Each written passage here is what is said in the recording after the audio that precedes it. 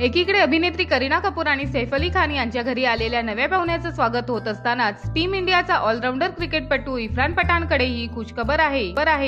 इरफान आणि त्याची पत्नी सफा बेग यांनी एका मुलाला जन्म दिला आहे। पठाणने ट्विटरवर ही गोड बातमी चाहत्यांनी शेअर केली आहे।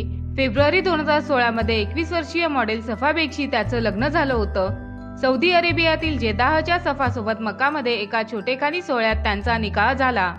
इस एहसास को बयां करना मुश्किल है, इसमें एक बेहतरीन सी कशिश है, आम्हाला एक गोंडस मुलगा झाला, असं ट्विट इरफान पठाणने केलं आहे। 2007 मधील T20 विश्वचषक विजेत्या टीमचा इरफान भाग होता। कसोटी क्रिकेटमध्ये त्याने 100हून जास्त विकेट्स घेतल्या आहेत। कसोटी क्रिकेटमध्ये हॅट्रिक मिळवणारा तो दुसरा भारतीय आहे, तर मॅचच्याच पहिल्या षटकात हॅट्रिक घेणारा तो एकमेव आहे।